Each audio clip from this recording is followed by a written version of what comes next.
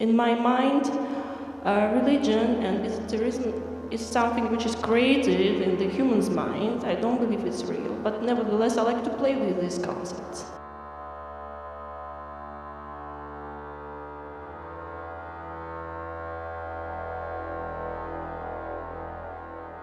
If you want to know where this interest of the esotericism comes from, I grew up in a quite repressive Christian household.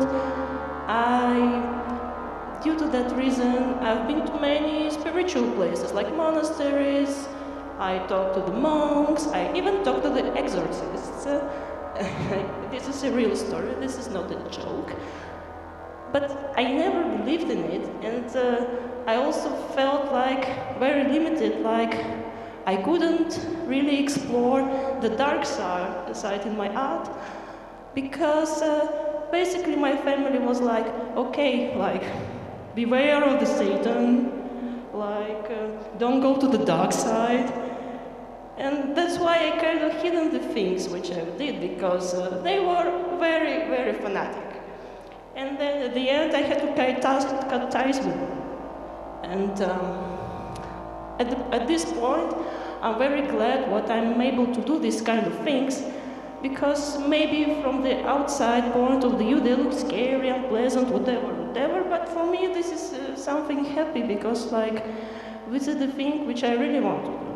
This is very liberative, because if you're forced to constantly to make some kind of happy hippie stuff, I think on the inside you could be deeply unhappy. So in regards to my exhibition, the White Book of Dark Curiosities, the concept was to assemble my works over several years, which I treat as pages from a magic book. And my goal is actually to invite the viewer to actually read it and to see like what it does in relation to their own associations, to their own cultural background. Because I use symbolism from like Christianity, Eastern mysticism, all this kind of stuff. But at the same time, I'm also making connection to my own personal narratives. What do I mean by that? Personal narratives in my work are the birth of my child, the death of my loved ones, etc., etc. Such very personal things. Like, for example, there is an artwork which is called Leith, and you can see this demonic figure, and there is breast milk flowing out of her breast. And to me, it represents the period when I was breastfeeding my own child, and it was extremely hard at the beginning and caused me a lot of distress. I succeeded nevertheless, but this period was very, very exhausting, and I was really in a very, very complicated situation. Another thing, there is another artwork which is called God is Tod. This is the artwork where I combine the Christian symbolism paired with Hindu symbolism. So on this artwork you could see a Hindu swastika and a Christian cross. Basically, it came from my association that the swastika in Hindu art and religion symbolizes the sun. Although, to a certain extent, we could say that Christianity is the death cult, because basically Jesus is a death entity, and everybody is waiting for his return. So I really like this contrast about something which is like more of a sun cult, like Hinduism, versus a death cult versus Christianity. Of course, this is my own personal interpretation. I'm not claiming to give you any truth of that, just whatever comes from my mind, because all my drawings are intuitive. I just create them in the moment, whatever flows into my head. So, if we're talking about the connection between the occult and the art, I think that there is a great link. Actually, before there was like proper art, people, what were they doing? They were doing, so they were building temples, they were painting the walls in this temple, they were creating books with some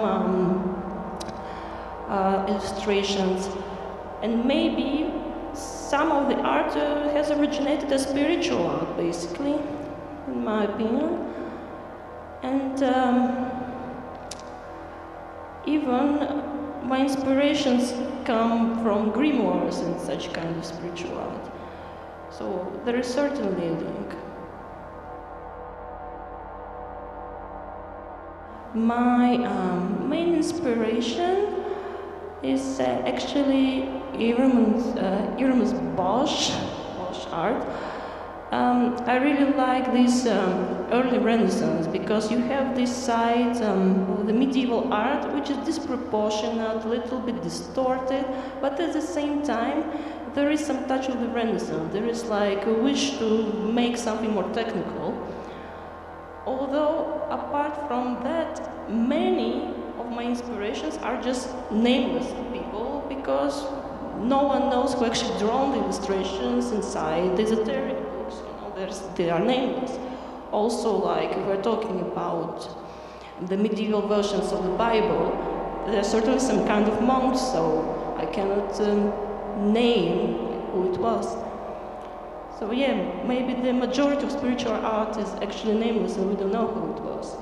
But like, from that point of view, Bosch art, it's quite close to that. You know, he also took inspiration from the previous art, the medieval art, and he's like a little bit on the border.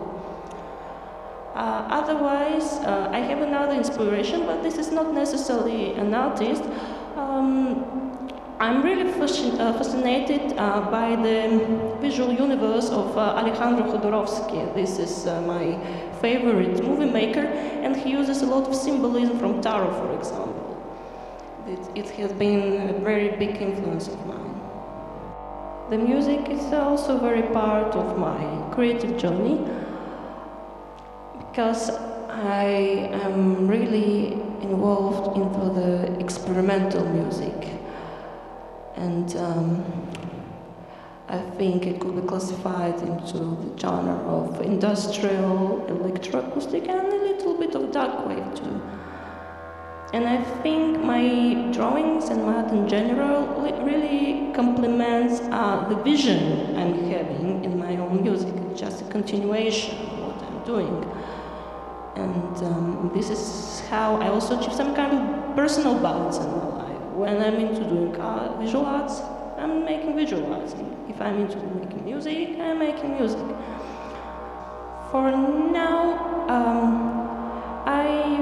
I have quite an ambition to make my own solo project, which is inspired by things like Nico and the Velvet Underground, Jarbo and Swans, and maybe a little bit of the Doors and Jim Morrison.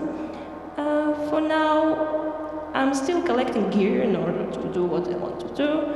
I don't have technical readiness to do so, but this is just my little dream. This is what I want to do. Otherwise, at this point, I'm just producing some experimental music for literature readings. For example, Nova Socialna Poezia. I did quite some tracks for them, and hopefully they were very pleased. Otherwise, I'm studying working on the Bulgarian post-punk project Червено, where I'm programming the drums, the synthesizers, and so on. And I'm trying to make it sound good. For now, we are recording the material, which would be ready then to be mixed and mastered, and hopefully we will release something. I don't know when because we have very busy lives, but hopefully end of this year or next year maximum. I really find it fascinating that there is such a place here where we can actually explore the other part of life, the esotericism, the alternative art, which are the concept of cryptid art space. I just see this connection between my art and the gallery concept, and then I find that quite unique, especially in Bulgaria, and I hope it will continue existing. And I hope people were more open-minded to the alternative art in general. Because the kind of reaction, the kind of people, as me, normally receive, is just, well, you're possessed by the Satan, or like, you're a junkie, or a prostitute, or whatever, what you're doing here, who are you? Nevertheless, I hope that at a certain point of time, people will be a little bit more acceptable, or acceptant. People would be a little bit more accepting. Yeah. Yeah, fuck it.